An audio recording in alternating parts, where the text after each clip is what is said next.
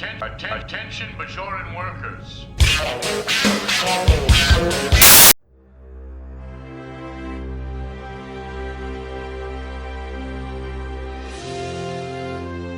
At last, some quality entertainment. Hi, everybody. Hello. We're back. Sorry it took so long, but shit happens. I had to go to the bathroom. So, if you enjoyed our last two episodes with our hot takes on Star Trek, well, this one's going to be completely different because it's not about Star Trek at all. But I guarantee you there will be some hot takes in here.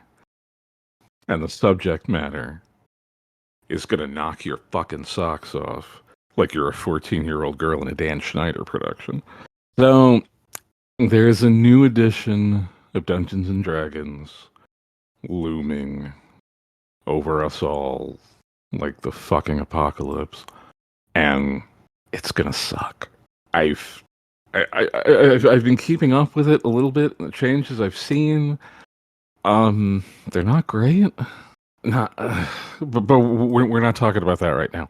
It's just this makes it a timely subject, and since this is a D&D episode and it's going to be D&D related, this might actually get some traction and catch some people who are not our normal audience. And if that's the case, welcome. This is normally a Star Trek show, but we're talking about D&D today. If you're one of the 5th edition crowd, you're not going to like what I have to say. And that's fine, because you don't know any better. Which is why today's episode is here to educate you. And what I'm educating you specifically on is the golden age of D&D in 3rd edition. Because you 5th edition kids, you don't know. You don't even fucking know. But you're gonna know. Because I'm going to educate you. But the reason I bring up this specific topic, we're not just talking about 3rd edition. We're talking.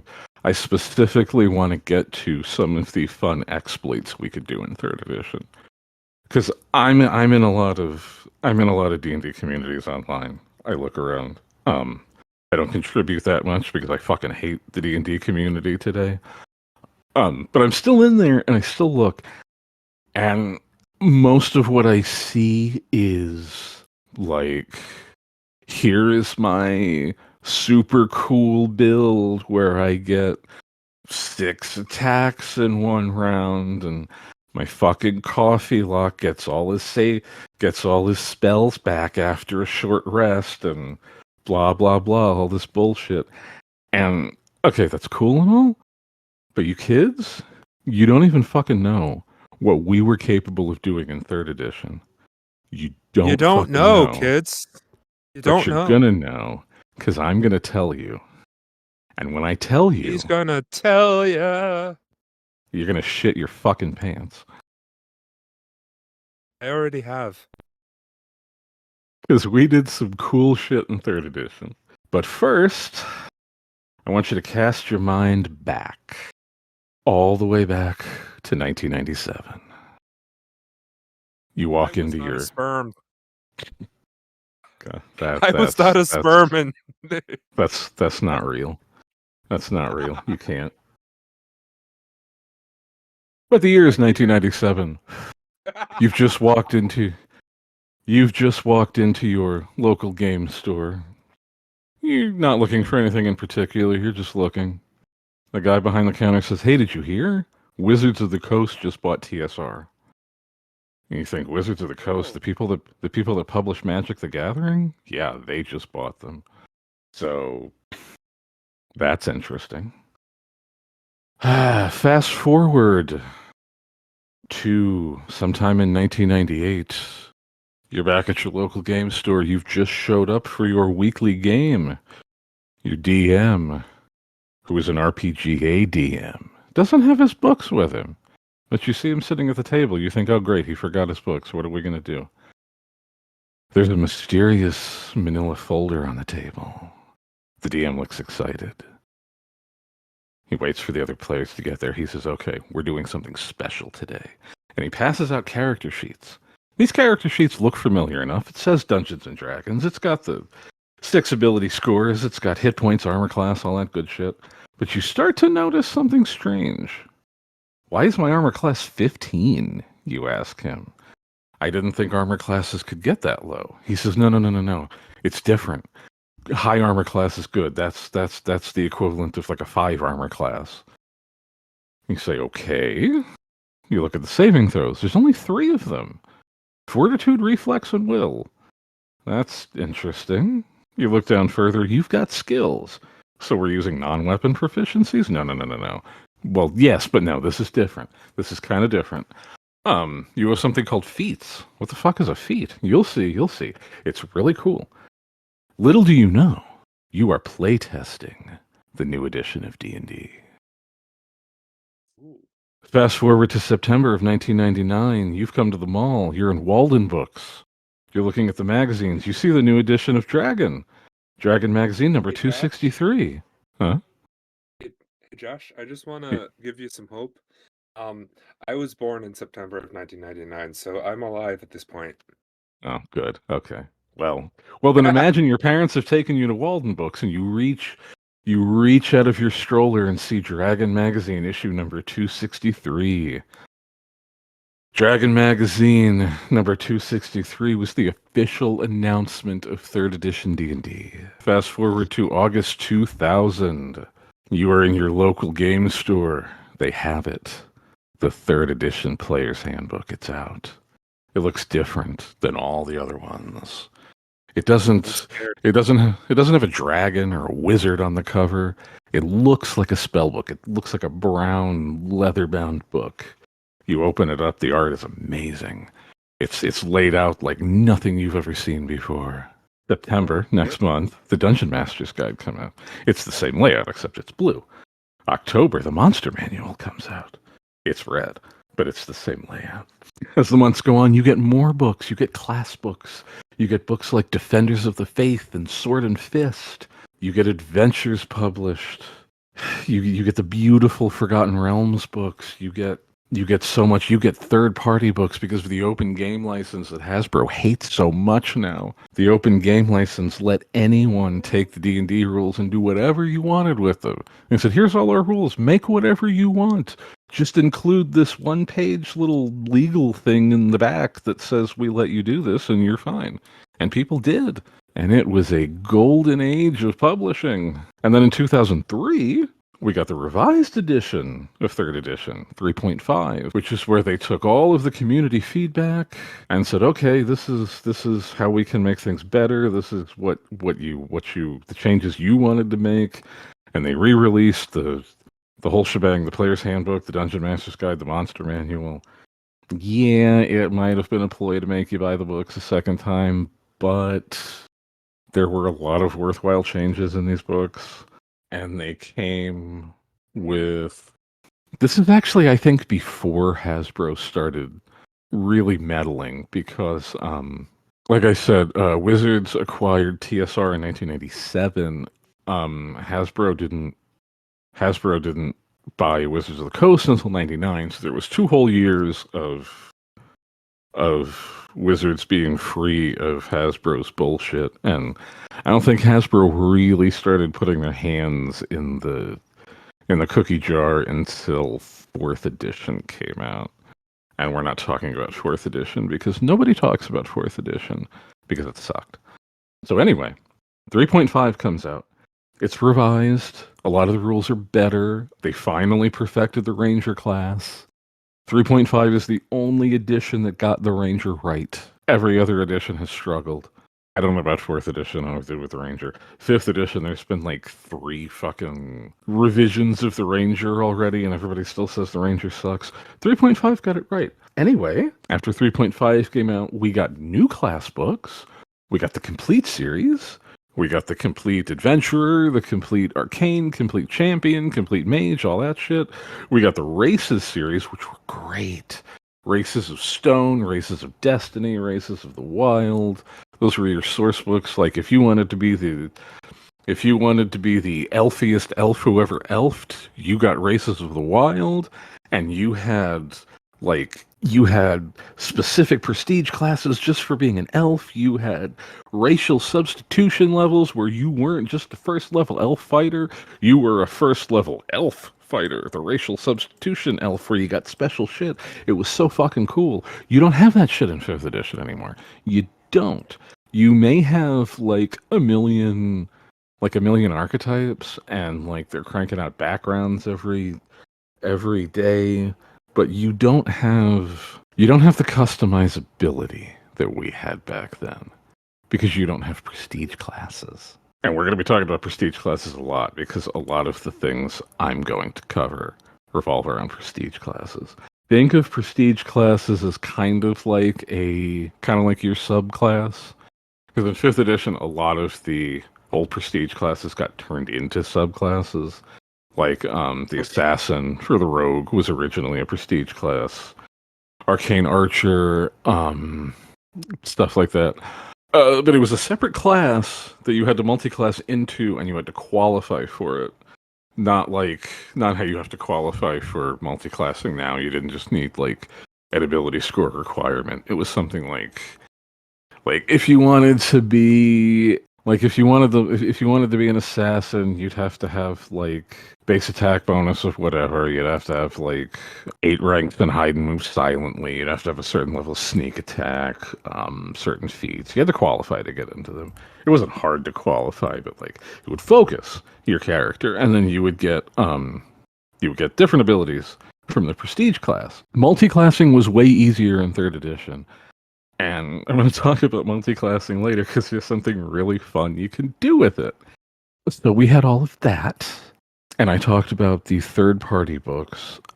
I've heard a lot of criticism about the third-party books that came later. People said that the market was too saturated with them. And to that, I say, you can saturate my fucking dick. Because you don't understand you don't understand just how good this stuff was. Today there is such an aversion to anything that is not official, unless Matt Mercer, the fucking Critical Role people, put it out, but we saw how well their independent game went. I was just learning about their new game before we started this. It's called Candala Obscura, and apparently it really fucking sucks. But why does it suck? The rules are terrible, and it's preachy, and it's just like it's a mess from everything that I've read about it. But that's beyond the scope of this. Okay. These third-party books, there were some great ones. Like, my favorite was the Mongoose Publishing Quintessential series. These books were so good. There was a book for every class, and there was a book for every race.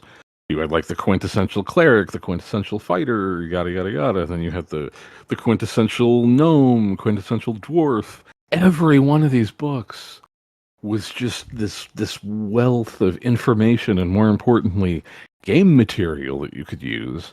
Game material is something that is entirely lacking today, which is funny because it's easier than ever to make. Like, you guys, I mean, you can go on DM's Guild or Drive Through RPG, and you can see a million fucking D&D things that people have published, because now we have access to the home brewery, and it's easier than ever to make something look like it came from the official player's handbook, which is cool, and it's fine.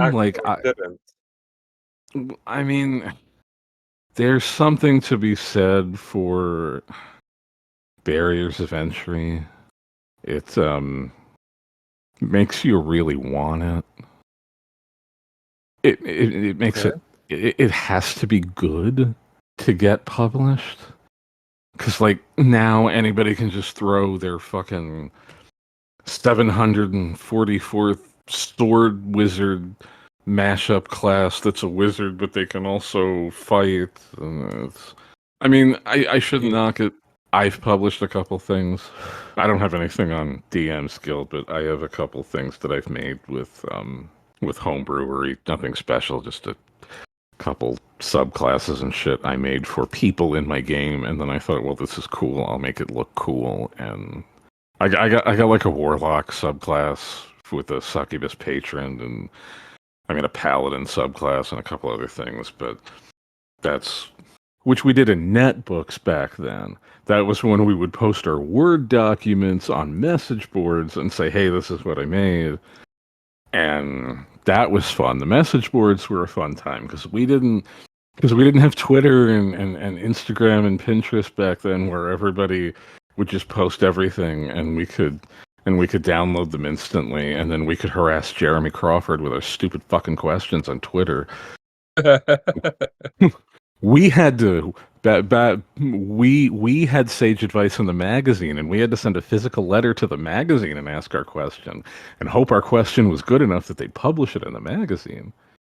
I'll get back to the magazine in a minute, but like there was just it, and again, I don't think you understand the feeling of going into your favorite game store and looking and seeing what weird, obscure third-party D&D shit they have, because it's like, it's totally random who has what. I mean, some of the bigger publishers would carry things like, you could find the Monty Cook stuff in most places. You could find, like, his Arcana Unearthed, and Mongoose was pretty prevalent, but there were so many smaller ones, so many niche ones that, like, it was a gamble what you would find. Like, did you know that there was a supplement that would let you play. It was like a campaign setting, but it was the Old Testament. The Old Testament, as in like the Bible. Yeah, Interesting. you could play D&D in like Judea and Egypt and during that time, and it was really Mesopotamia. cool. Yeah, it was really cool, and it wasn't like a tongue-in-cheek, haha kind of thing. It was completely serious. It was really cool. It's a really cool book.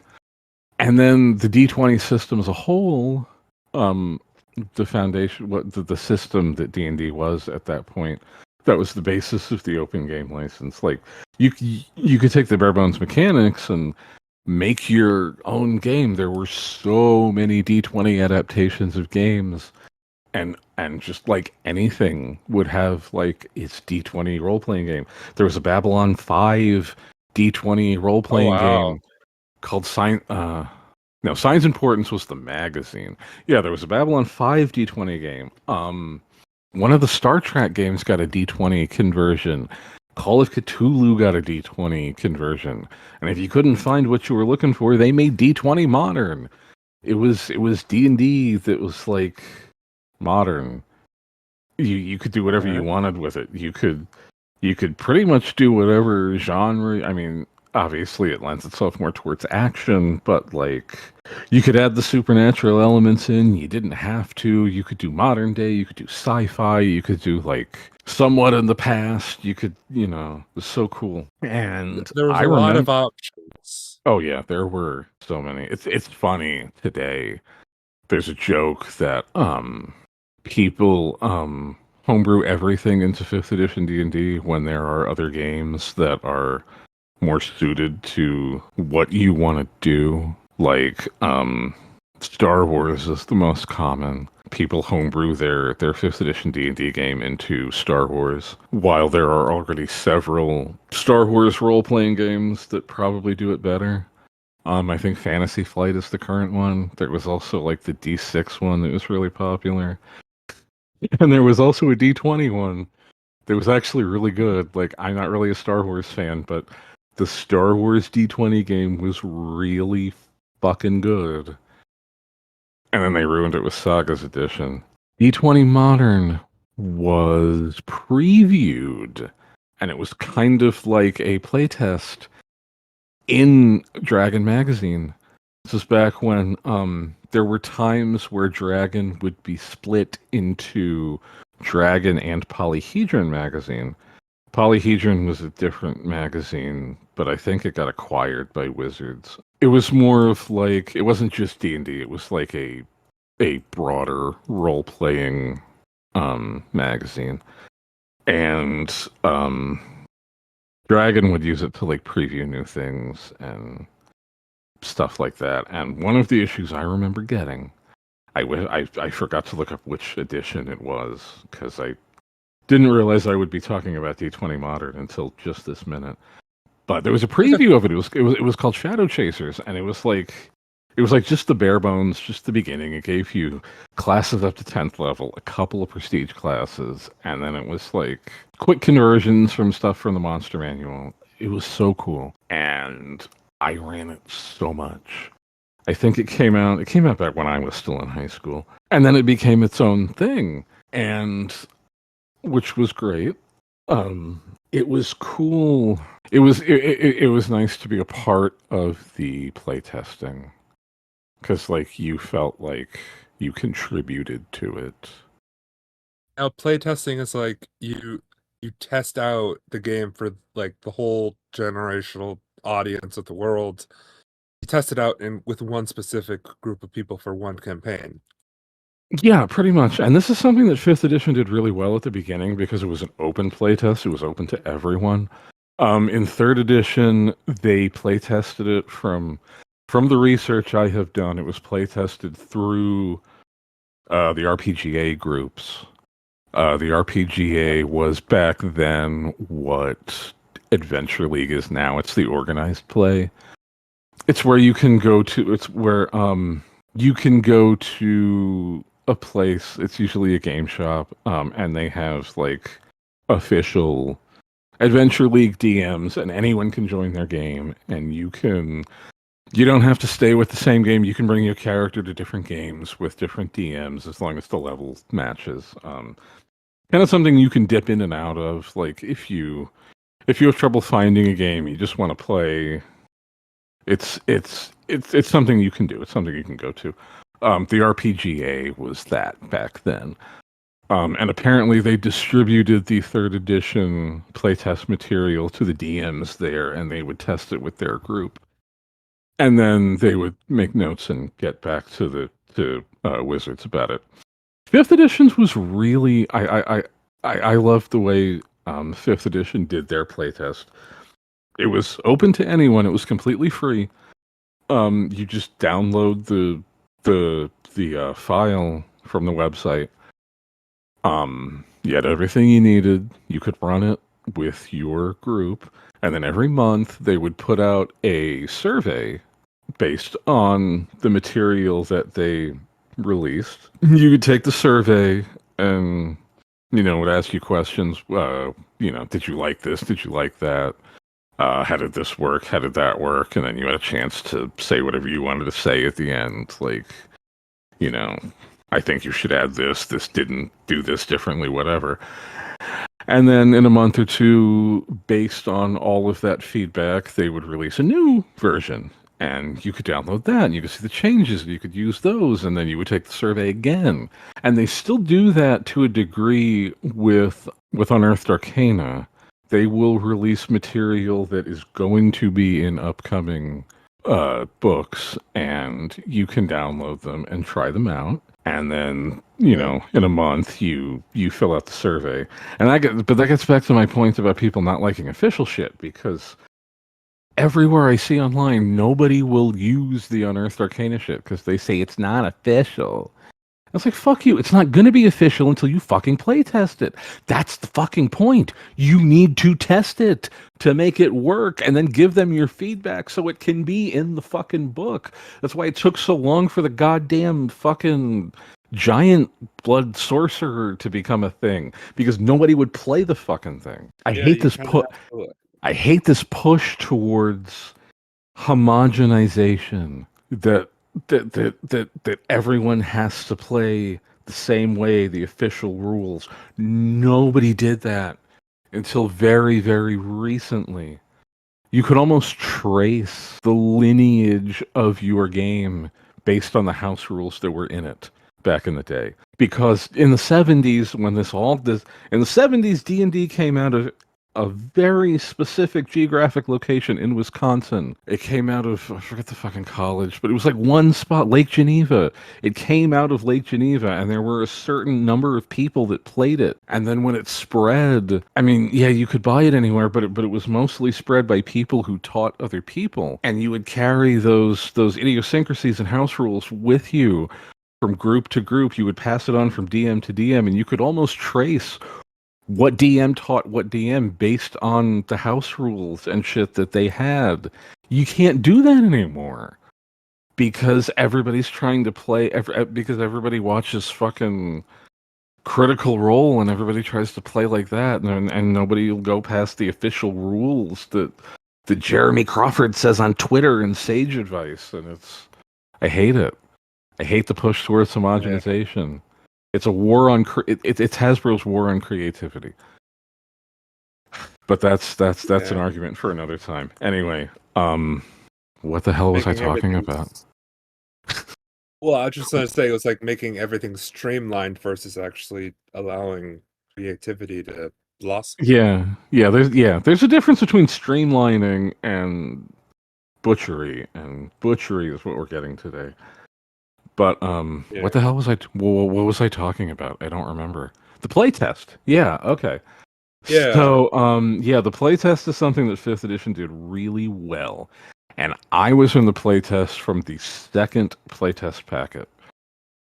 I missed the first one, but I jumped on the second one, and I did the playtest ever since to the release of 5th edition.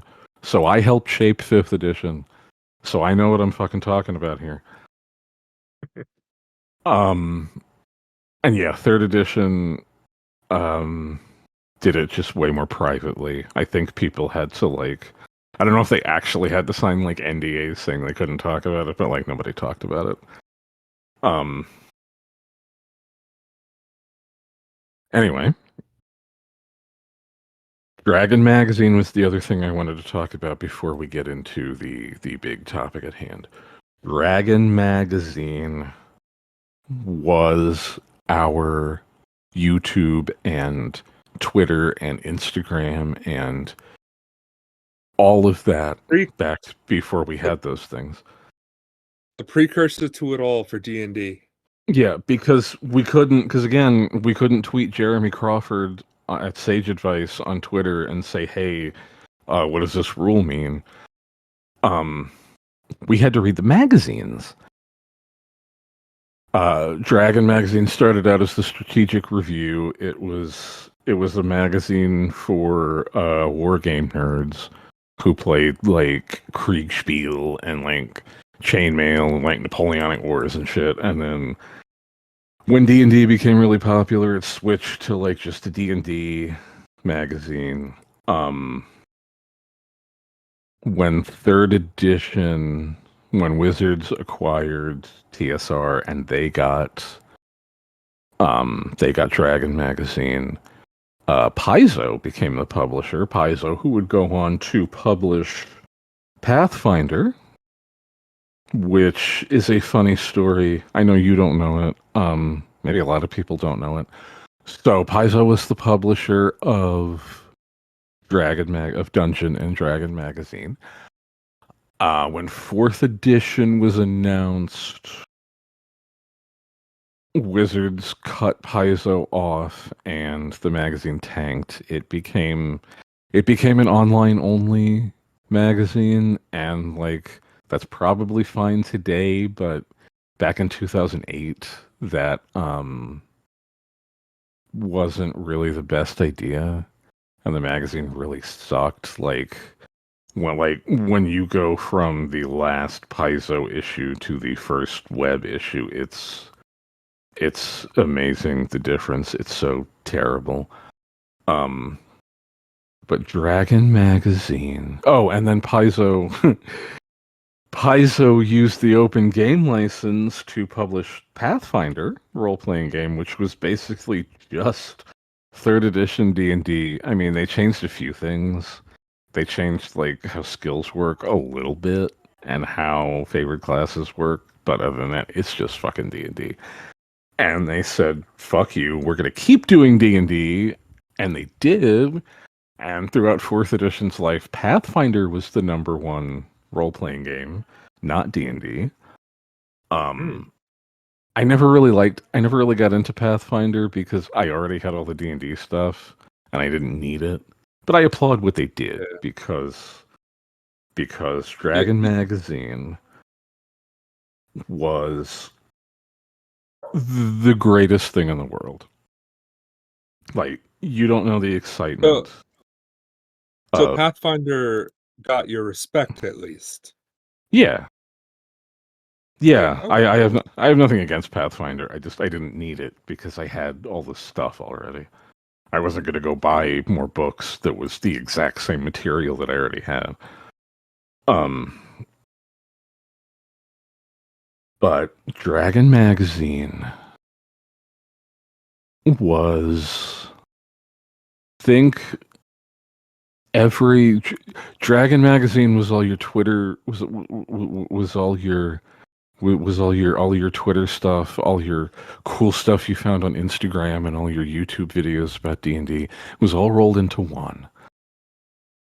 Every month, you would get that Dragon Magazine, and there would be new character classes, there would be prestige classes, there would be new monsters, new spells, new magic items, new ideas for campaign worlds, previews of books coming up, interviews with interesting people, articles about cool shit. Hell, I remember one. There was an interview with George R.R. Martin about the Song of Fire and Ice. I don't remember the exact issue, but I remember this. Looking back, the first time I saw Game of Thrones, I was like, "Hey, that's that thing." So I never read the books, but I remembered it from the article. They interviewed him, and they did this whole little thing about using Westeros as your campaign setting in D&D. And they statted out a couple characters in 3rd edition stats, and they had an interview with George R.R. Martin. And I thought it was hilarious in the interview. One of the funny things is that they begrudgingly admit that George R.R. Martin doesn't play D&D, and he plays GURPS instead. Which is hilarious because he talked about this. He talked about this game that he was running, that he was playing it in GURPS. It was like a historical Roman Empire game, and he was playing this general that got so dishonored that he had to kill himself, and it was really interesting. But yeah, they would have stuff like that. And when the first Dungeons and Dragons movie came out, they had the first one way back in 2000, not this one that just came out. There were actually 3 D&D movies before the D&D movie that just came out. When the first one came out, they had this whole detailed article about the world that the movie was set in, and they had stats for all the characters in the movie, and it was just so cool. Like every issue of Dragon Magazine that you would pick up, there was an entire world of ideas in there for you, and you would read it and your head would be swimming and you just couldn't wait to implement this shit into your game. And you don't get that excitement anymore because I can pull up YouTube and I can see 500 videos about how you should run your game, and here's a cool mechanic, and here's a review of this book, and everybody wants to just be Critical Role. And I can go on DM's Guild and I can buy 500,000 books with the click of a button, and they're all going to suck. I shouldn't say that. Some of them are good. There's a lot of good stuff on DriveThruRPG. Most of it's non-D&D stuff, but there's a lot of good stuff there. Which is why if you're ever thinking, hey, I want to play this, how do I homebrew D&D to be this? Before you start homebrewing D&D to be this, I want you to go to DriveThruRPG, and I want you to type in the genre that you are thinking of and search it. And I guarantee you will find games that were made for that genre, specifically for that genre, that will work better for you than trying to turn D&D into whatever it is that you want to turn it into. I guarantee you. Yeah. If you want to run a Western, just type Western into Drive-Thru RPG and you will see so many things. If you want to do Cyberpunk, there's literally a fucking role-playing game called Cyberpunk. Just get that. If you want to do anything, just look there. But yeah, we didn't have that back then. So we had to rely on the magazines. And Dragon Magazine was absolutely incredible. And we had sage advice too. If we didn't understand something, if we needed a rules clarification, and what our DM said wasn't good enough, or maybe our DM was like a fucking idiot and we didn't trust them, we would write a letter to who was doing sage advice at the time. Jeremy Crawford does it now. I want to say it was either Monty Cook or Skip Williams that was in charge of sage advice during the 3rd edition days. But you would write a letter. I mean, eventually you could email. You could send an email. It wasn't that bad, but you would send a letter to Sage Advice, and you would hope that they would feature you in next month's magazine and answer your question. And as far as questions on the rules and bending the rules, that brings us to the topic I really wanted to talk about today. And that is our fun exploits. Because there were things that we could do in 3rd edition D&D that you 5th edition kids would shit your fucking pants if you could do. I guarantee you would shit your pants. Because I see all the time, like, here's a build, like, this is how to get, like, 8 attacks in a round as a fighter. You multi-class as monk and do this and do that, and it's like, okay, you're getting 8 attacks. I mean, that's cool, but 8 attacks in a round was relatively easy to achieve in 3rd edition. And I have something pulled up. I'm going to show you how many attacks we could get in one round in 3rd edition. And then you had, like, again, the famous fucking coffee lock that was like, you know, I get my warlock. I get my warlock spell slots back, and then I can convert them into sorcery points and some shit. It's like, good for you. We had the Ultimate Magus Prestige class in 3rd edition, and I could have like 15 first level spells a day, and I could literally magic missile you to death. So shut the fuck up. And that wasn't even an exploit. That was just a regular fucking prestige class. 3 levels of wizard, 2 levels of sorcerer. Boom, I'm in the prestige class. And then I level up both my fucking sorcerer and wizard spells at the same time. And back then, spellcasting was so much easier, especially multi-class spellcasting. This 5th edition has this stupid action economy bullshit and spell slots. On the one hand, I understand why spell slots are the way they are in 5th edition, because you can scale spells. Like, you just have cure wounds, and depending on the level you cast it, that's how powerful it is. You use it with a 1st level spell, it cures 1d8 damage. Use it with a 5th level spell, it cures 5d8 damage. And back in previous editions, we had separate spells for all of that. Cure Light Wounds was a 1st level spell that cured 1d8 damage. Cure Moderate Wounds was a 2nd level spell that cured 2d8 damage, and so on and so forth. And I understand that, trying to make things simple, but it really fucked up multi-classing spellcasters, because the way multi-classing, like, if you are a wizard cleric in 5th edition, you say, like, you're a 5th level cleric, 2nd level wizard, you will have the spell slots of a 7th level spellcaster, but the spells you're capable of casting are different. You're only capable of casting like up to second level spells as a 5th level cleric, and then first level spells as a second level wizard. Even though you have 3rd level spell slots for being a 7th level character, you can't actually cast 3rd level spells. You can cast your 2nd level spells with a 3rd level slot to make them more powerful, but you can't cast 3rd level spells with either one. In 3rd edition, you just separated the two.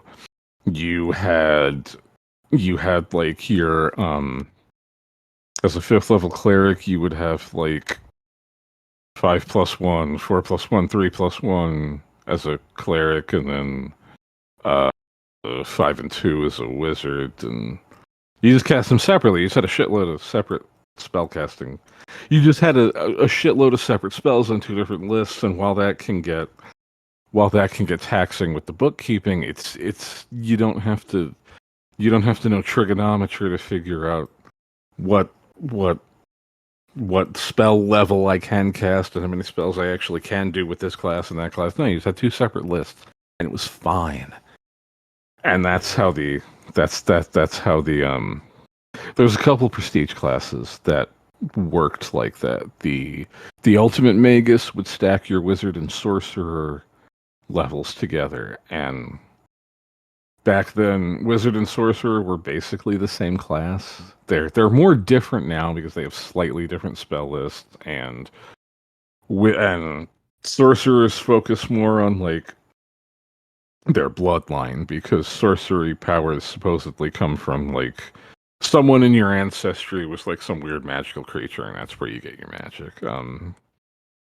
In 3rd edition, they were basically the same class. They had the same spell list, except sorcerers were still charisma based and had a set list, a set number that they knew. But other than that, they were the same fucking thing. So stacking them would give you basically double the spells. So yeah, you say you're a wizard 5, sorcerer 4, ultimate magus 4. You're almost a double 13th level wizard, because you almost get like double the spells a regular person of that level would get. Same thing with like the fuck was it called? There's one that stacks cleric and wizard levels. There's one that stacks druid and wizard levels. And like I said, those weren't exploits. Those were just regular prestige classes. That's what they were supposed to do. So Okay. now we're gonna get into the fun shit. The interesting elements.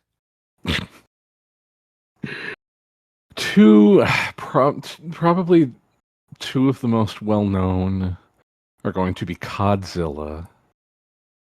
Codzilla is not a specific build. Cod is cleric or druid. It's just the fact that clerics and druids were insanely powerful in 3rd edition, because they had a relatively good base attack bonus. They had good saving throws. They could wear armor. They could use weapons. And they could cast spells. They could cast a lot of damage dealing spells. They could cast a lot of utility spells. Basically, a high enough level cleric or druid can accomplish anything that a fighter, wizard, or rogue can. And like, that's not a specific build. That's just like whatever. Just play your cleric right. You could do it. Okay, I should explain one thing before we go further, because this will be relevant. Well, let me explain some of the mechanics of 3rd edition in general, because these will be relevant to what I'm talking about going forward. So in our game today in 5th edition, you have a proficiency bonus. And that proficiency bonus you add to your attack rolls, you add to your saving throws, you add to your skill checks. We didn't have those in 3rd edition. Third edition, we had a base attack bonus, which was completely separate from saving throw bonuses and skill bonuses. Base attack bonus, there were 3 progressions of base attack bonus. There was full base attack bonus, 2/3 base attack bonus, and half base attack bonus. Your warrior classes had full base attack bonus, where your base attack bonus was equal to your level. 10th level fighters got a plus 10. And then clerics, druids, monks, rogues had the 2/3, and then wizards and sorcerers had the half.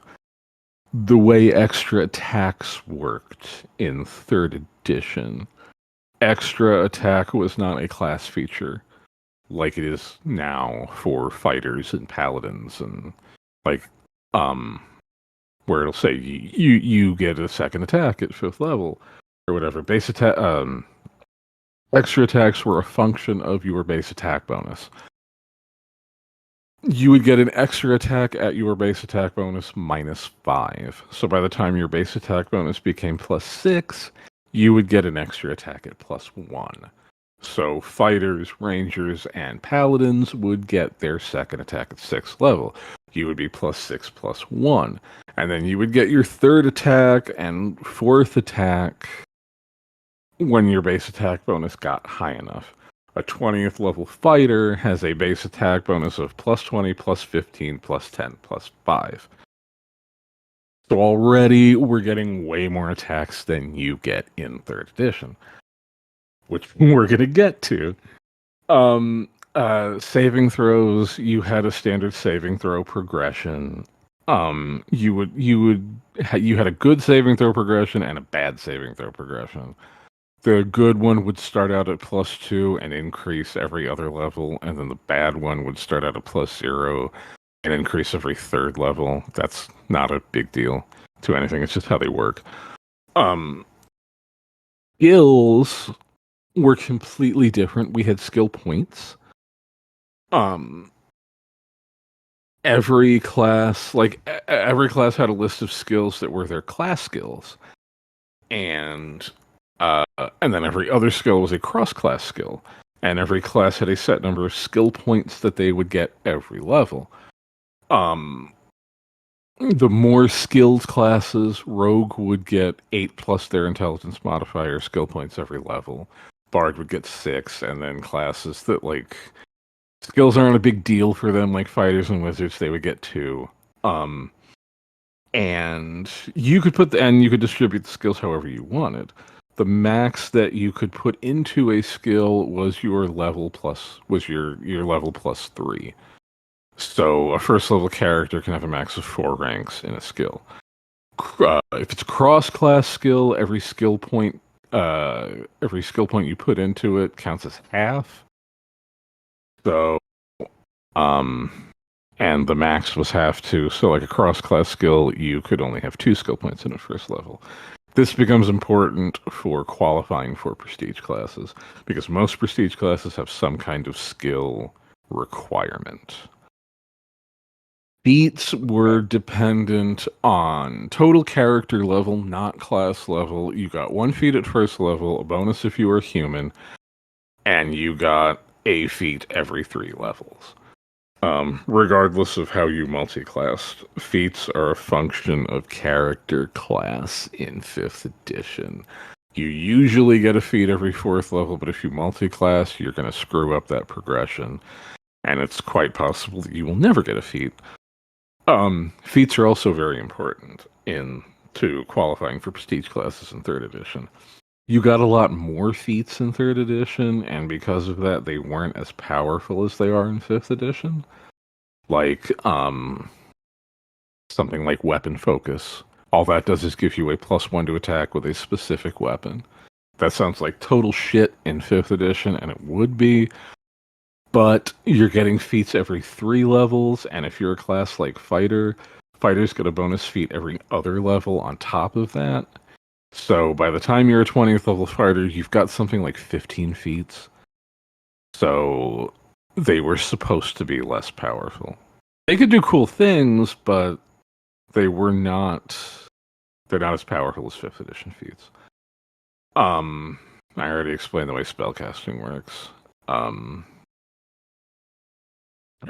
I think that's all I need to explain. You know the gist of 5th edition. Or 3rd edition. Other than that, everything else worked the way it does in 5th edition. Hit points are the same, armor class is the same, attack rolls and shit like that is the same. Okay. So, I have to ask you a question now. Yes. Are you ready? No, but go ahead. All right. Here we go. Probably the most famous of the 3rd edition exploits is Pun Pun. Pun? Pun Pun is a kobold. Pun Kobold. Pun, yeah. Kobolds are little lizard creatures. They're kind of like they're kind of like mini dragons that don't have wings. They're the size of like a halfling. Okay. They're little lizard people. They're not. They're usually characterized as being timid and cowardly until they're in large groups and they can set a lot of traps and then you're fucked. But kobolds are generally characterized as being weak and cowardly. Pun Pun, however, could possibly beat Goku. What? And I'm going to tell you why. What? I said Pun Pun Josh, could possibly... Josh, we're not even convinced that Superman or Jesus can beat Goku. Superman absolutely cannot beat Goku. It's been mathematically proven. Jesus, I don't know, because magic and supernatural powers and stuff work on Goku to an extent. So I don't know. But Pun Pun, speaking of divine beings, which Pun Pun is. Okay. So the way Pun Pun works, now, first disclaimer, these things were not actually used in games. These were more of thought experiments, tinkering with the rules, seeing what you could do. Because no sane person would ever allow Pun Pun in their game. No sane person would ever allow any of the things I'm going to talk about in their game. With the exception of the last two, because one of them technically is strictly by the rules and you'll see, but one you couldn't say no to, the other is technically following all the rules and you kind of could, but this, no sane person would ever allow Pun Pun in their game. But the way Pun Pun works, first he requires a weird, obscure template that nobody would ever allow. Templates. Do we have templates in 5th edition? I don't think so. So the way templates work, a template is something that you put on a creature to change it a little. Okay, Half Dragon was a template in 3rd edition. You just stick it on any creature and it could be a half dragon. Things like werewolves and vampires, they're templates. It's just something that you stick on an existing creature and it modifies it to make it something else. Like, say your character, your 3rd level fighter becomes a vampire. You would stick the vampire template onto your character and you would get all the vampire powers and weaknesses and shit. Because Pun Pun requires the kobold to be a really weird template that, through the course of my research, I could not find the origin of. I can't find where this fucking thing came from. It's official, I can tell that much. I think it came from some web article, from a link that doesn't exist anymore, because I dug deep in forums of the time and everything linking me to this takes me to a dead link. But it requires Pun Pun to be a divine minion. And not the divine minions from deities and demigods, because that's just a petitioner. And that's not what Pun Pun is. Pun Pun is a Mulhorandi divine minion. Mulhorandi is a pantheon from the Forgotten Realms campaign setting that is basically the Egyptian gods. They're not much different. They're just the Egyptian gods. They're just stuck in a place in the Forgotten Realms called Mulhorand. Um, so, so Pun Pun is a Kobold Divine Minion. He uses this template, and the reason he uses this template is because there's one special property that we need from this template. This template doesn't change anything else, really. Mulhorandi Divine Minion is an acquired template that can be added to any humanoid, monstrous humanoid with the celestial or fiendish template or humanoid-shaped outsider, referred to hereafter as the base creature. Size and type. The type changes to outsider with the extraplanar subtype, but the size doesn't change.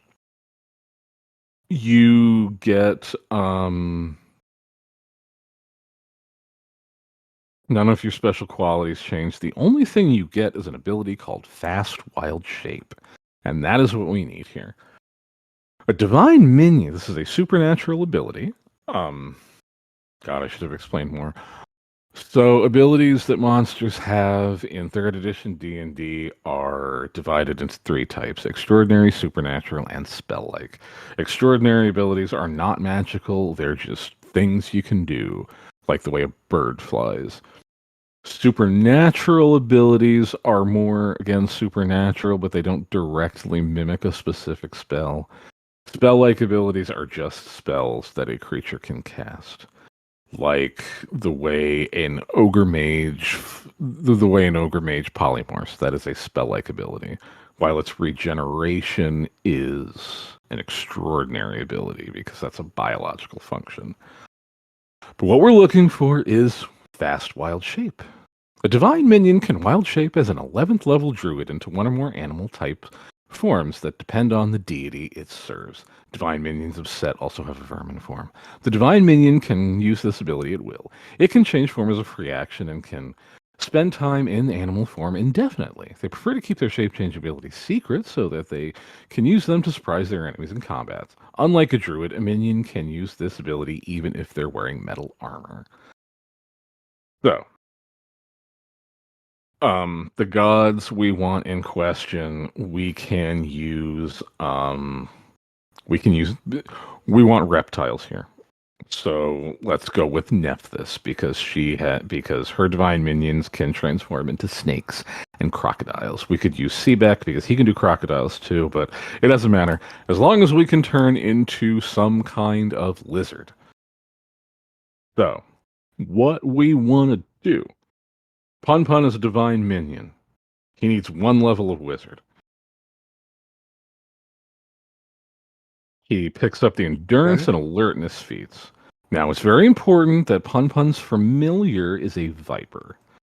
We have familiars in 5th edition D&D. We know what those are. Familiars are just like a wizard's little animal servant. Okay. Now, here's where it gets fun. So, the Fast Wild Shape ability of the Divine Minion allows Pun Pun to wild shape as an 11th level druid. The 3 levels. Okay, so we've taken the 1 level of wizard. We're also taking a prestige class called Master of Many Forms. That augments our wild shaping ability. It just lets us turn into.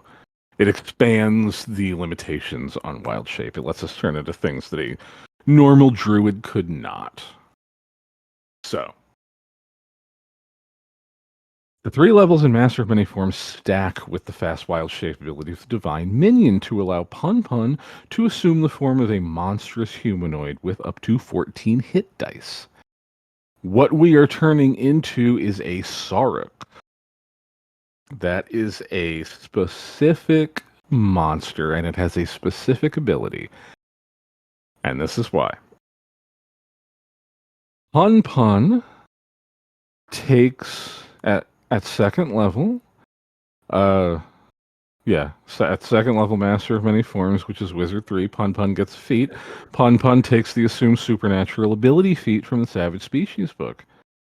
Assume Supernatural Ability lets you As the name says, assume a supernatural ability of a creature you wild shape into, which you normally couldn't. Now the Saruk has a supernatural ability called Manipulate Form. This is what Manipulate Form does. At will, a Saruk can modify the form of any scaled one. That's why we're a kobold, because scaled ones are lizards. And that's why we have a Viper familiar, because he's a scaled one. A Saruk can modify the form of any scaled one native to Toril, except for aquatic and undead creatures. With a successful touch attack, it can cause one alteration of its choice in the target creature's body. The target falls unconscious for 2d4 rounds due to the shock of changing form. A successful DC 22 Fortitude save negates both change and the unconsciousness, which we're going to fail on purpose. Saruks are immune to this effect. The Saruk may use this ability to change a minor aspect of the creature, such as the shape of its head or the color of its scales. It may also choose to make a much more significant alteration, such as converting limbs into tentacles, changing the overall body shape, or adding or removing appendages. Any ability score may be decreased to a minimum of 1 or increased to a maximum equal to the Saruk's corresponding ability score. That's the important one. The Saruk may also grant the target an extraordinary supernatural or spell-like ability or remove one from it. Changes below take effect immediately and are permanent. Furthermore, the alterations are automatically passed on to the creature's offspring. So what we do... Pun at at fourth level total at Master of Many Forms 3 with his Assume Supernatural ability feat can fast wild shape into a Saruk and use its Manipulate Form ability. And here's where it gets fun. Yay. Pun wild shapes into a Saruk and uses Assume Supernatural ability to use Manipulate Form. He uses Manipulate Form to bestow that very same ability onto his Viper familiar. Pun then dismisses his Saruk form and orders the familiar to grant him the Manipulate Form ability, using the Manipulate Form ability. Since Pun is a pathetic kobold, he qualifies as a scaled one. And that is where okay, and at this point we have broken the game. So Pun grants himself the Wu Gen spell grant size. Pun grants himself the Wu Gen spell giant size as a spell-like ability at will. He casts it on his familiar through the share spell ability. That's that's a wizard feature. Any spell you cast on yourself also affects your familiar, as long as it's like within range. This increases the Viper to colossal size, granting the Viper a plus 32 bonus to strength. For an average Viper, that means his strength score went from 4 to 36.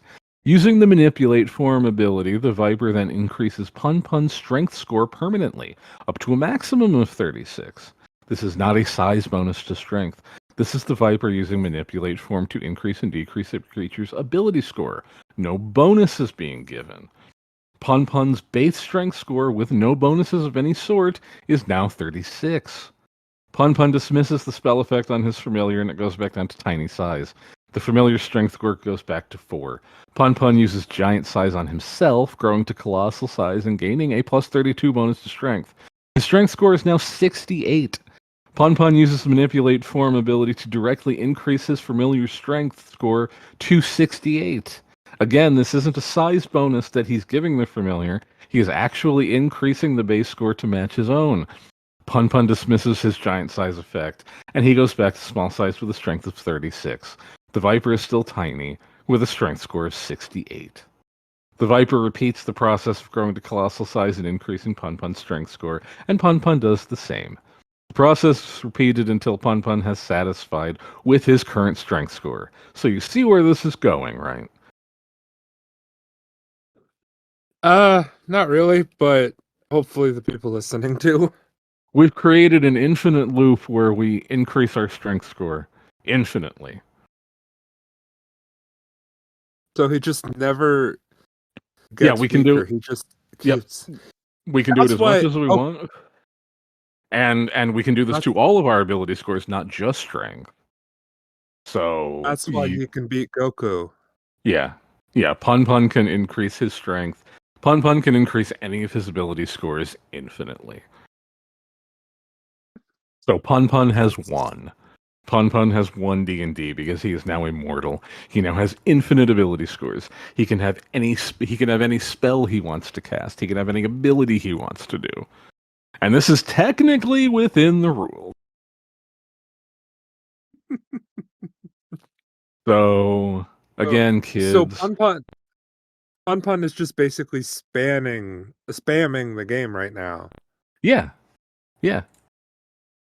Exactly. Pun Pun is doing the item duplication glitch from Pokemon just to the extreme.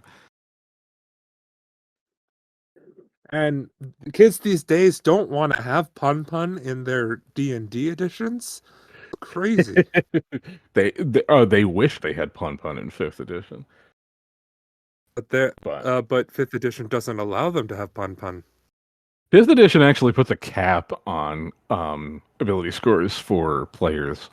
The cap is 20 plus any like racial ability bonuses. Like if you're a dwarf, your max constitution could be 22. Yeah, we didn't have limits in 3rd edition. There was no limit to how high your ability score could go. We routinely had characters that had like 30 and 40 ability scores. Granted, they were like really high level, but yeah, like having a 30-something strength score by the time you hit 20th level, that was like a normal thing. Yeah. But yeah, so you see the fun of Pun Pun. That is how Pun Pun completely breaks the game. And why things like that are not available in 5th edition. Yeah, that's Just true. other But they were so much concepts. fun. But there's one Yeah. thing that Pun Pun is still limited by. His Oh. base attack bonus. He may have an infinite strength score, but he will still only have so many attacks in a round. Especially as a wizard, he has the shitty base attack bonus. So Pun Pun may have an infinite strength score, but he's probably only going to get about 4 attacks in a round. Would you like to know how many attacks are possible to have in one round in 3rd edition? Having one round in 3rd edition. Hmm? How many attacks are possible to have in one round of 3rd edition? Are you ready for this? Sure. 1,067,212. Oh my god. Which brings me to my next exploit. 1,067,212 attacks in a single round. Good lord. I don't know how That is widely awful. known this one was, but I found it while I was researching Pun Pun, while I was trying to figure out where the fuck the Mulharandi divine minion came from. I'm just going to read the whole thing. It's not super long, but this is from a forum post from the MinMax boards. From the MinMax forum, this was posted on November 14th, 2011. And the post is titled 1,067,212 attacks in a single action. So I'm just going to read the post. Okay, I'm back to this. My goal is to generate the most individual granted attacks in a single full action. Full round in this case, but still only one action used. No maneuvers, no multi-pouncing, no fusion, no infinites, no arbitrary numbers, no extra actions, no clone or cohort attacks, just one character making as many granted attacks as I can squeeze into one single action. The idea, we're using kobolds again. The idea is for a dragon-wrought kobold. Dragon-wrought is a template. I'm not sure where it's from, but whatever. A dragon-wrought kobold to use her scion cohort and his red wizard cohort to true mind switch with a heavily templated beast. Scion is another character class. Psionics is something I didn't really talk about because I hate psionics.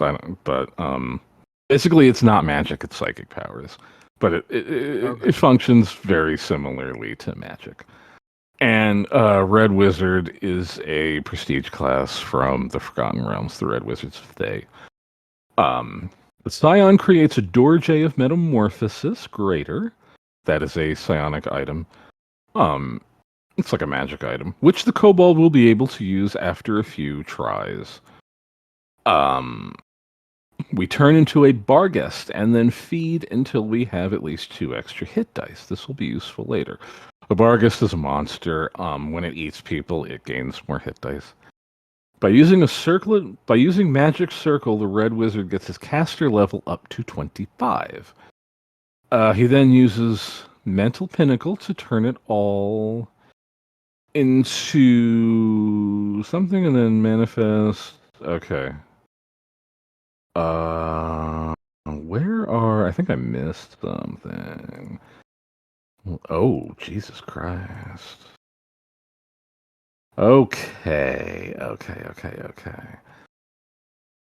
So, what did I miss here? I think I skipped something. Or this just isn't,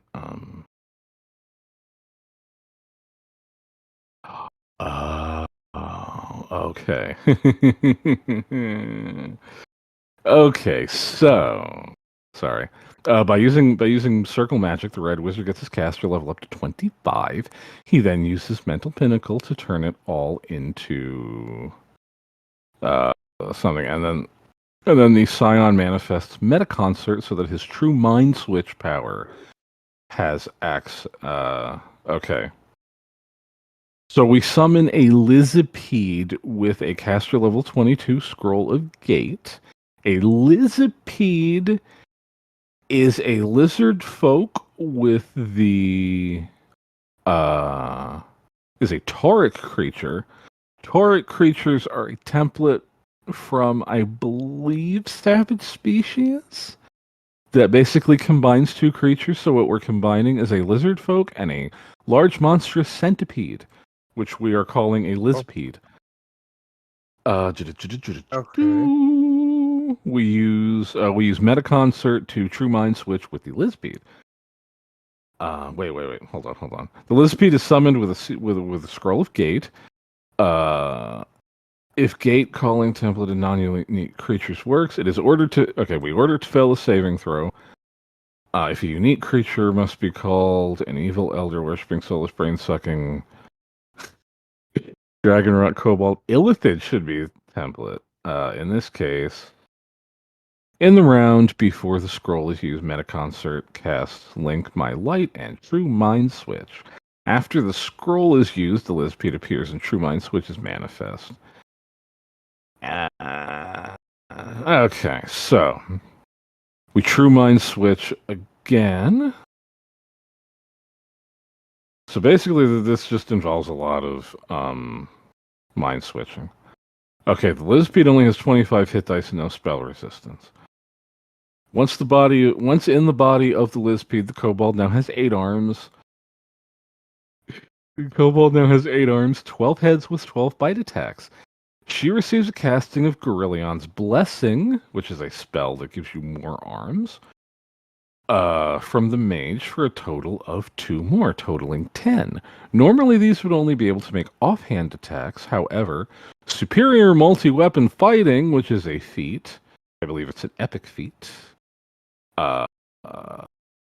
makes as many arms as you have heads capable of making attacks as if they were your main hand.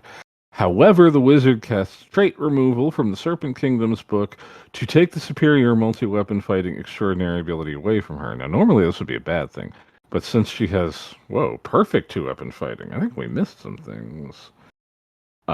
This might not be complete, but anyway, we're stacking a shit ton of feats and shit on. Yeah, we're missing some things here. That's okay, though. Oh, they're all down here. Okay. So, okay. So, the original kobold is... Jesus Christ, this is what... Oh my god. The original kobold becomes Elder Evil Worshipping Cobra Strike Chaos Monk 1, Whirling Frenzy Barbarian 1, Totemus 2, Fighter 1, Maho Pujin 1. Show Disciple 5, Warblade 1, Bloodstorm Blade 4, Master Thrower 1, Illithid Savant 3. Those are all classes and prestige classes. I told you multi-classing was totally a thing. Yeah. At first level, Elder Worshipping, Cobra Strike, Chaos Monk, oh, Shaky and Vulnerable. Where are you getting flaws from? We got Feats, Dodge, improved on our Strike, Dragon Rot, 2 up and Fighting, Point Blank Shot, we got a Vile Feat. We're using the Book of Vile Darkness, too.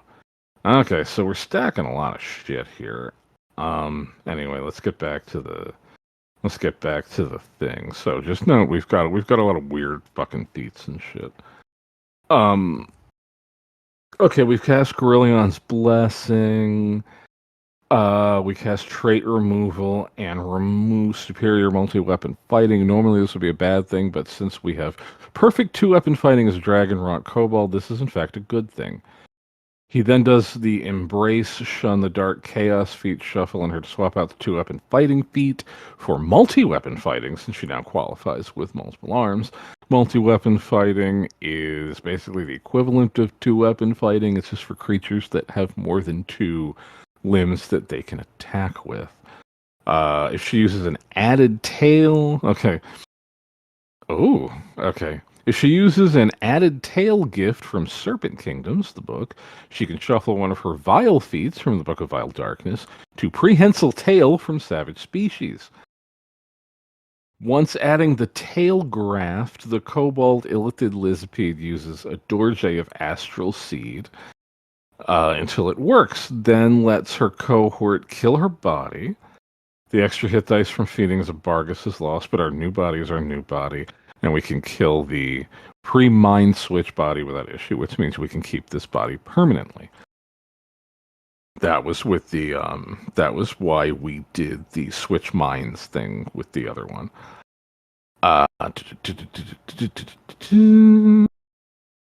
Okay. Then she shuffles 2 more feats into Epic Weapon Fighting and Eagle's Fury, and then makes her main hand Crescent Knife and Aptitude Weapon to gain the benefits of these feats.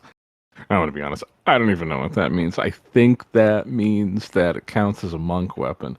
So we're using the monk attack bonus progression instead of the normal one. Monks get attacks quicker with their unarmed and certain monk weapons. They get more attacks than a standard character would. And perfect multi-weapon fighting is very interesting. It allows us to make as many attacks with each offhand weapon as we do with our primary. With Bloodstorm Blade, we can throw crescent knives as if they were small range weapons, allowing us to use palm throw with them. But Bloodstorm Blade also allows us to treat those melee attacks, those ranged attacks, as melee attacks, meaning we still get double attacks from the crescent knife. The mage then uses her Staff of Divine Power, which apparently we have. The kobold uses a Dorje of Form of Doom until it works, then uses her 19 something to use it as a Staff of Divine Power, giving her a 20 base attack bonus. So now we've got 20 base attack bonus. This gives us 7 attacks. 20, 17, 14, 11, 8, 5, 2, because we're a Mahobu Jin, which also operates on the monk attack bonus. Whirling Frenzy adds another for 8, Flailing Strike, which we can now use since Shao Disciple levels let us use all weapons in a flurry of blows. The monk's flurry of blows gives us 4 more. And since this is going for tops, that's what we'll use for 12 total. Rapid Shot, the feat, adds 1 more for a total of 13.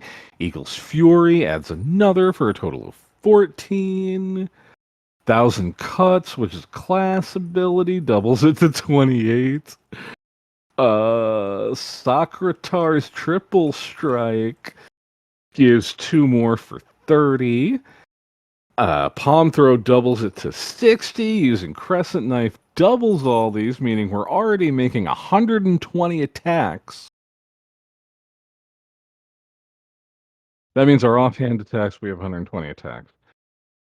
She has 9 already with Gorillion's Blessing. The wizard casts Arms of Plenty for 2 more clawed limbs. These and her 8 tentacles, 2 from half far spawn, 6 from pseudo-natural. Jesus Christ. We're adding every template we can possibly find. Oh, make use of Gloves of Man. Jesus Christ. Gloves of Man is a magic item from Savage Species. It's basically a pair of gloves that you can stick on the end of an appendage that doesn't have fingers, and then they work like a human hand. Oh. Using Aboleth Tentacle Grafts. Jesus, we're pulling Aboleth Tentacle Grafts. That's from Savage Species also, I think. We gain 16 more tentacles, 1 above each of our permanent arms and 1 replacing each of our useless insectile arms, which also use Arms of Man. Totemist's Gorillion's arms bound to the totem chakra. We're using chakras too. Jesus Christ. We're using Magic of Incarnum. That's a whole different weird thing. But whatever, we're using chakras too. To use 2 more Gloves of Man with her 12 heads using mouth pick weapons. Oh my god, that's 49. Mouth pick weapons are a thing from Savage Species. It's like a weapon you hold in your mouth instead of your hands. She also though has 4 tentacles on each head thanks to the multi-headed template. And giving each of those Gloves of Man adds 48 more. Her 100 centipede legs each use a leg of squid pirate peg leg. I have no idea what the hell that is. Turning 100 legs into 100 tentacles. Okay. All using Gloves of Man. Her prehensile tail is another. The serpent arm graft adds an arm with a snake head at the end. With the multi-headed template, this head also has a gore and 4 tentacles as soon as it's attached to her, adding after gloves and mouthpick weapon 5 more offhands attack. Using a staff of fearsome grapple, no idea where that comes from, adds 4 more tentacles, and she uses the Gloves of Man for 4 more. Form of Doom adds 4 more that she uses Gloves of Man on. That's 1,111 offhand attack sequences that use crescent knives, each making 120 attacks. That alone nets her 133,320 attacks, but 1,000 Cuts doubles this to 26,664. Palm Throw doubles this again to 533,280. Crescent Knives double this again, making it 1,065,600 and... No, I read that wrong. No, 1,066,560. She also has armor spikes and unarmed attacks for 120 more. Doubled for 1,000 cuts, giving her a total of 480 more, or 1,067,160 attacks. Her half Minotaur, okay, we're half Minotaur too now, gives her a gore attack, which all her heads get due to the benefits of being a multi-headed creature, for 13 total. Since we're going all out, let's do 13 braid blades. I remember. I think that's from Arms and Equipment. It's like a little knife you can braid into your hair, so you can whip your hair and attack with a knife attack. Limiting it to 1 per head. Okay, but we're limiting it to 1 per head. Okay, that sounds sensible. But still doubled for 1,000 cuts. This gives her 52 more attacks. This gives a total of 1,067,212 attacks in a single round. Jesus Christ. Yeah, that's So a lot of attacks. So next time your 5th edition fighter is using Action Surge to make 2 more attacks in a round, I want you to remember that you could be making 1,067,212 attacks in a round. Yeah, that's quite a lot of attacks. As Tilly would say, that's the power of math, people. Oh yeah, Tilly. See, I See, brought it back. This I is brought it back to Star Trek. this is a Star Trek episode. You see, that qualifies this as a Star Trek episode. Okay. I brought it back. It's All so right. fucking cool. Which is another Tilly reference. Yeah. All right. Our next one, I have two more. Our next one is way less math intensive, and it actually makes us less powerful. But there's a reason for this. In it, Oh, in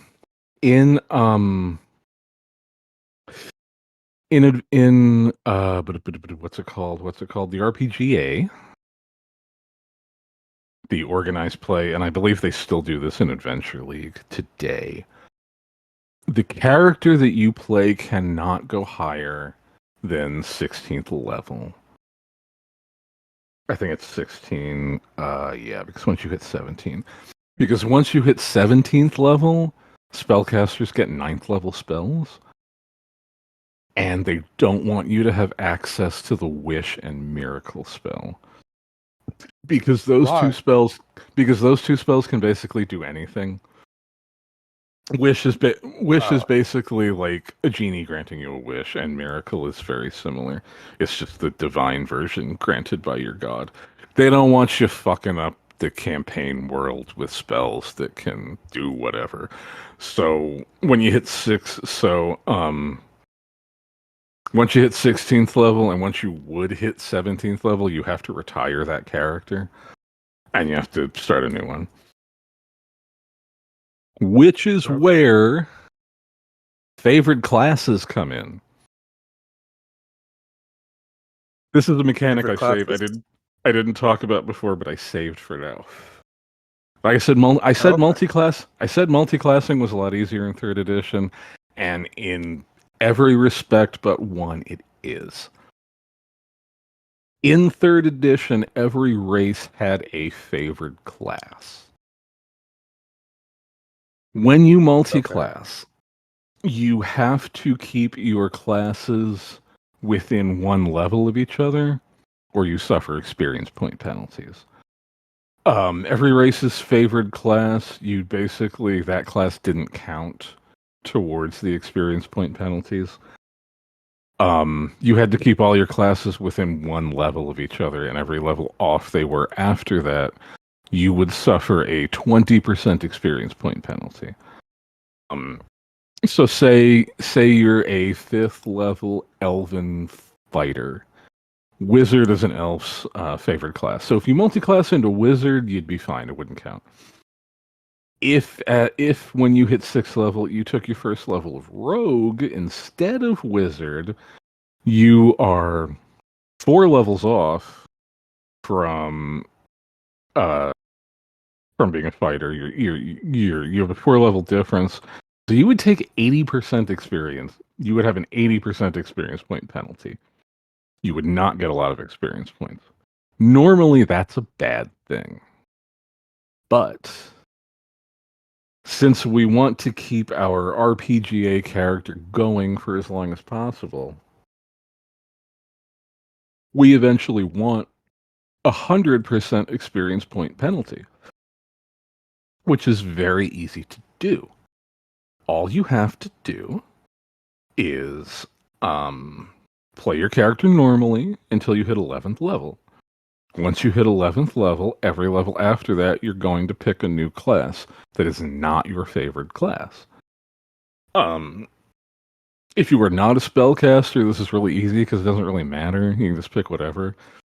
Even if you are a spellcaster and you don't want to mess up your spell progression, there are plenty of prestige classes that continue your spell progression as normal. Now, the point of this is while you will stop gaining experience points and you will not become mechanically more powerful, because by the time you've hit 16th level and you've multi-classed into 5 different classes, you now have a 100% experience point penalty. You cannot gain experience points anymore. You cannot level up anymore. While you are not becoming mechanically more powerful, you are still accumulating treasure and magic items. So you will eventually be the richest person in the entire world, and you will eventually have more magic items than anyone ever, and you will become more powerful that way. So you can play your character forever, and You can gain money forever. You can gain magic items forever. And they can't stop you because you're not hitting 17th level. You have a 100% experience point penalty. You will never hit 17th level, so you will never have to retire. Interesting. That's something you can't do in 5th edition because there's no experience penalties. There's no limit on how you can multi-class. There's no favorite classes. It doesn't matter. You'll eventually hit 17th level and you'll have to retire. I don't know if anybody ever I'm sure people did this.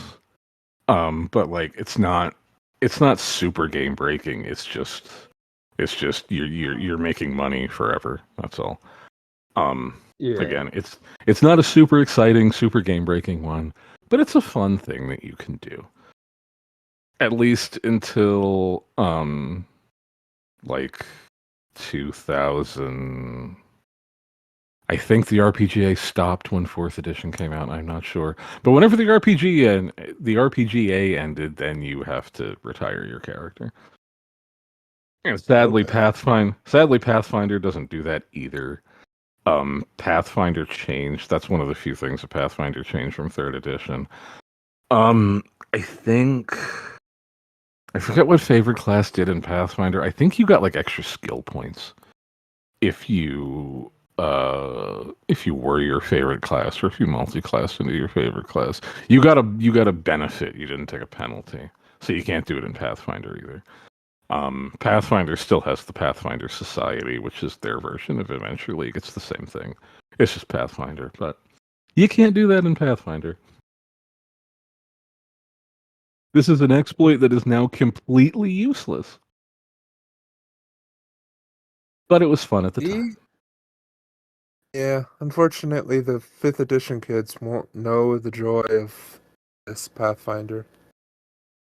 Well, you can still play Pathfinder. Pathfinder has 2nd edition now, and I'm not really familiar with it. Apparently, it's good. It's better than regular Pathfinder. I don't know. You probably can't do that in that either. But that is a completely useless one. It's a historical footnote. It's just fun. Yeah. You know what else is fun? Something lost. What else is fun? Shoving things up your ass. I And don't did know. you? And did I got huh? bored of that really quickly. What? Oh, I, well, I got bored of have that you? really quickly. Yeah. Well, have you ever had a medium-sized creature? That's a typical human adult-sized creature in D&D terms. Have you ever had a medium-sized creature shove their entire body up your ass? What do you mean? Like like physically shoving your entire body inside someone's ass. Because guess what? You I'm can do having that. trouble. You can do that in 3rd edition D&D, and I'm going to tell you how. Oh my god. This is one that I remember reading about in the forums in my 3rd edition days. I don't know if it was a super popular one or not. I asked around in some of the groups that I am in preparation for this if anybody knew about it. I always called it the anal spelunker, but apparently other people other people knew it as the jumpamancer. Tech Jumpamancer. Yeah, technically this can work with any skill. We're just going with jumping inside people's assholes because it's funny. So what we need to do with this is actually a relatively simple thing to do. It only requires 1 prestige class. So first we are going to start off as a regular character, a regular innocent normal character. Ideally we are going to be either a monk, rogue, or bard. because we need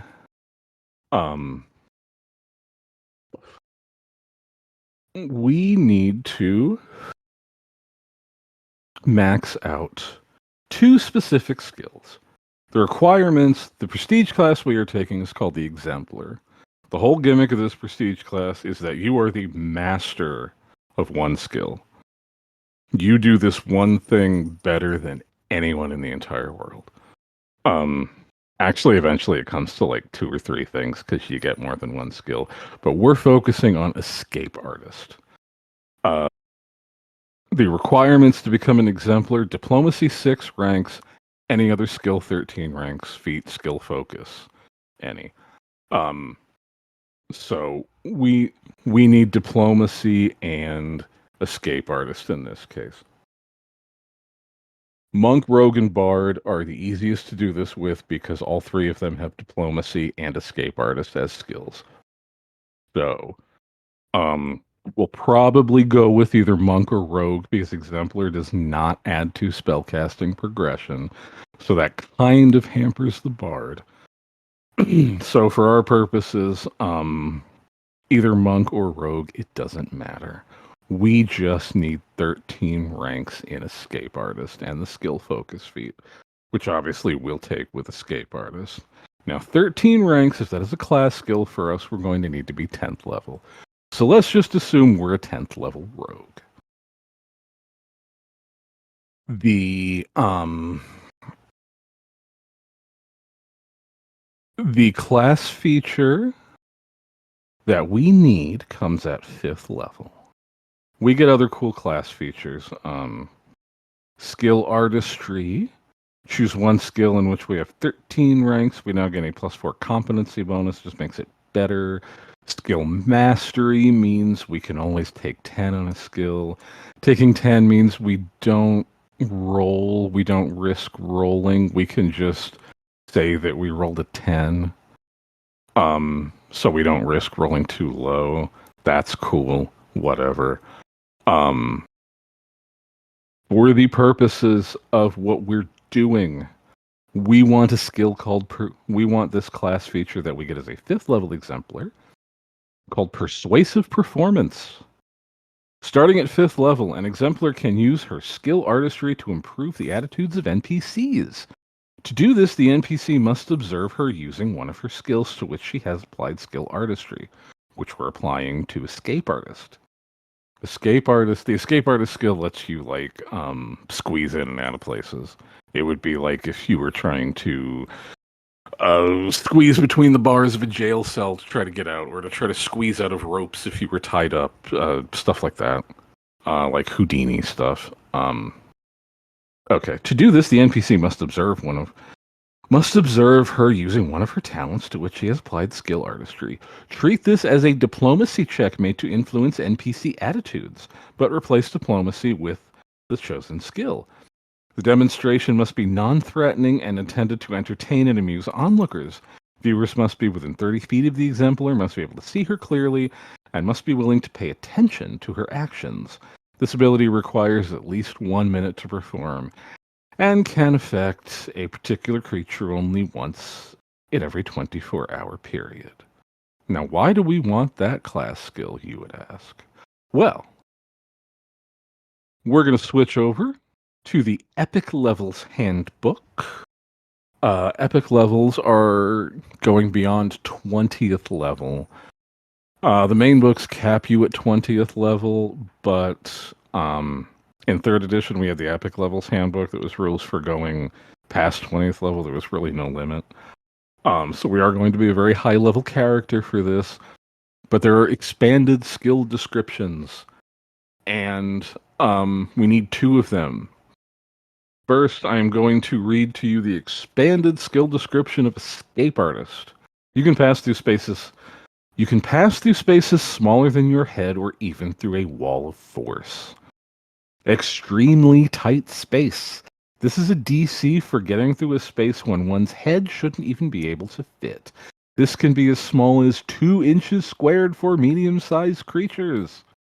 Half this limit for each size category less than medium size, double it for each size category greater than medium size. Pass through a wall of force. A wall of force is a force field. This allows you to find a gap of weakness in a wall of force or similar force effect and squeeze through it. Extremely tight spaces are a DC of 80. Passing through a wall of force is a DC of 120. So, with a roll of between 80 and 120, you could reasonably force yourself inside someone's asshole. Now, why we picked up persuasive performance, we're going to go over to diplomacy, to the diplomacy skill, because remember, we're treating our escape artist check as a diplomacy check for influencing NPC attitudes.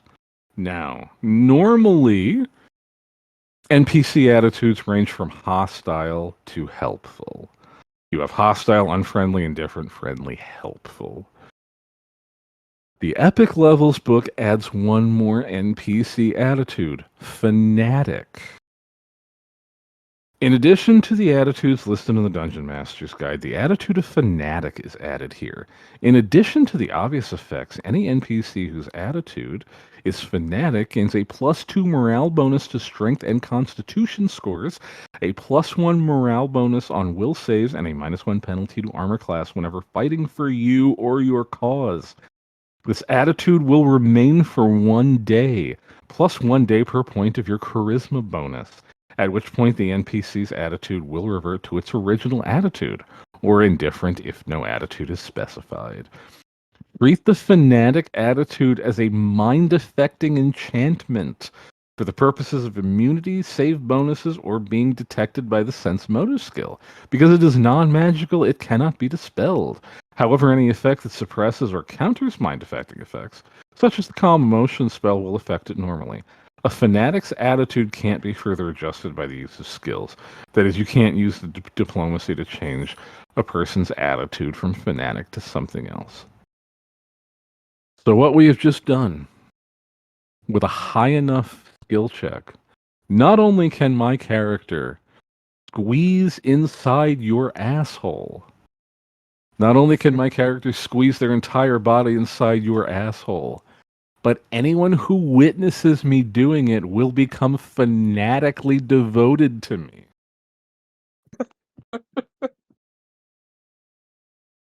Oh gosh. So I can pick a random. This is gonna be very entertaining to edit. Very entertaining to edit. So when our characters are on the dreaded shopping session where all we're doing is harassing shopkeepers trying to find potions and magic items.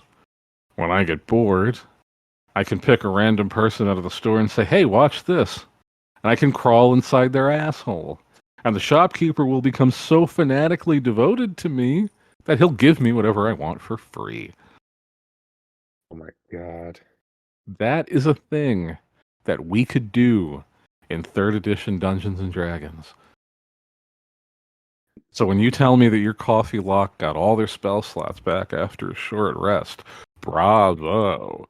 Talk to me when you can jump inside someone's asshole and get fanatic followers from it.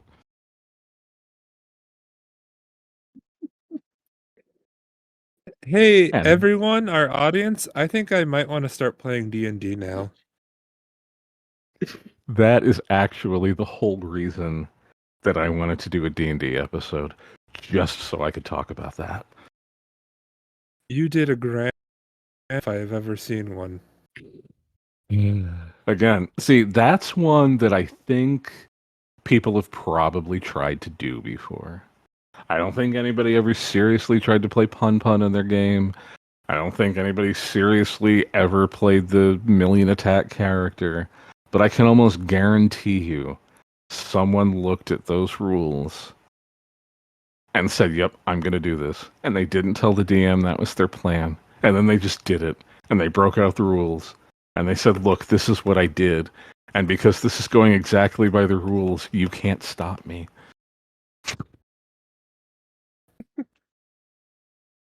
I guarantee you someone did it.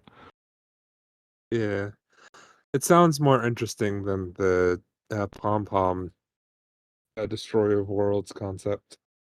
It sounds more interesting for Yeah, like for the yeah, sort of stuff that like attention Bajoran workers might be into. yeah. Again, Pun Pun is just a fun thought experiment, Yeah. but jumping inside someone's asshole is entirely possible. See, you kids in your Marvel movies, you always talked about, well, why didn't Ant-Man just go inside Thanos' ass or whatever? Yeah, we did that. We did that 20 years before you thought of it. So, Yeah. You're not original. yeah, you don't know the joy we had with third edition. I hope I've shared. I hope I've given you a glimpse into that joy. And a glimpse into a world that you were not a part of because you were all fifth edition babies. Yeah, a world that's gone now. Yes. A world I mean, sacrificed that you'd have your pleasantries. people still play third edition. People still play a lot of the older editions. A lot of people went back Yeah. to first edition. A lot of people went back to first and second. I've got first and second edition. Well, I mean, I've got Yeah. retro clones. I've got Osric and For Golden Glory. Maybe we'll talk about that one day. The world of retro clones is great too. There's so many. There's so many good ones. I've started collecting them. That's actually what you played in the one game that you played in. We were playing Lamentations of the Flame Princess. Yeah, I remember it had a princess in the title. Yeah. Maybe we'll talk about that someday. Perhaps. Maybe one day I'll tell you. I'll do a whole episode and I'll tell you how to put your game together. Um, how to And run your maybe we'll do a whole campaign. and maybe we'll do a whole episode where I educate you on something that you know nothing about. Yeah. Yeah, I'm up for it. You Tit can for do all the tat. talking. Yeah. But I would love to do a whole other episode about role playing games in general, about how to build your worlds and how to build your stories and shit like that. Because for some reason people think DMing is so hard. It's not. It's easy. You just have to. Yeah. You just there's a mindset you have to get into. Once you get into it, Yeah. it's easy. You can crank this shit Yeah. out. Yeah, that Maybe we'll makes talk. sense. Maybe we'll talk about that one day. But Maybe. Or maybe this will be our last episode ever. Because for all you know, I could die during this thyroid surgery, so it might just be a Josh eh, thing, and I don't think Josh wants to do it on his own. you'll be So fine. It's not going to be that bad. uh maybe, I don't know. I'll probably feel like I want to die during recovery. I don't know. I've had throat surgery before. It's not fun, but It's not the end of the world. yeah. Well, you don't smoke, so it'll be better for you. Yeah. At You're least not I going to don't try to. smoke yet. You're not going to try to suck I in I a s- cigarette with a tracheotomy. I still have a little more than a month. I like smoking in that time. Well, that's probably not good for the thyroid either. So. Nothing's good for the thyroid. Except for Despite what D&D. D&D Dungeons and Dragons is actually very good for the thyroid. it might be. Yeah. You never There's know. no evidence. There's no evidence that says it's not. That's a good point. Yeah. But I think we will end with jumping inside people's assholes. I There's think so many that's a more. proper way to make things. Yeah. There's plenty more exploits. There's plenty more fun things you can do with with third edition D&D. But I think you get the idea. What other game can you say? I squeezed inside someone's asshole, and everyone who saw me do it devoted their lives to me.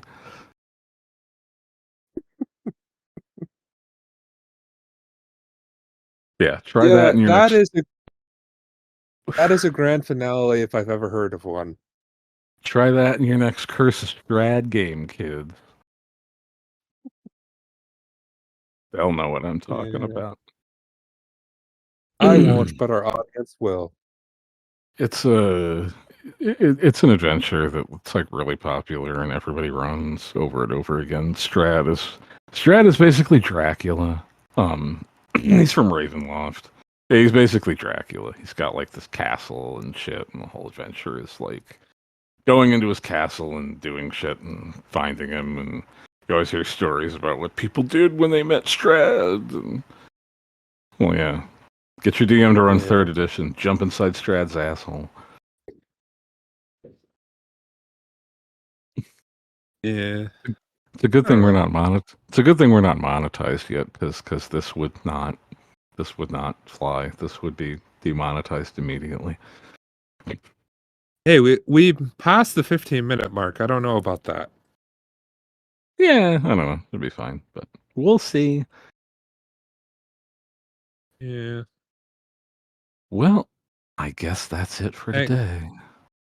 Next thank you time, everyone for who knows what we're thank you gonna do everyone next for time? yeah. Thank you everyone for watching this 2-hour explanation about how you can jump inside someone's asshole in D&D. Maybe next time. Speaking of shit, maybe next time we'll talk about Picard. Yeah. Uh that will that will be a very pleasant episode that definitely will not get us demonetized for all the cursing we do. Because we won't curse in that episode. We have nothing but polite things to say about Picard. Mm. We'll get back to Star Trek eventually. Yeah, probably 3 or 4 episodes from now. Mm.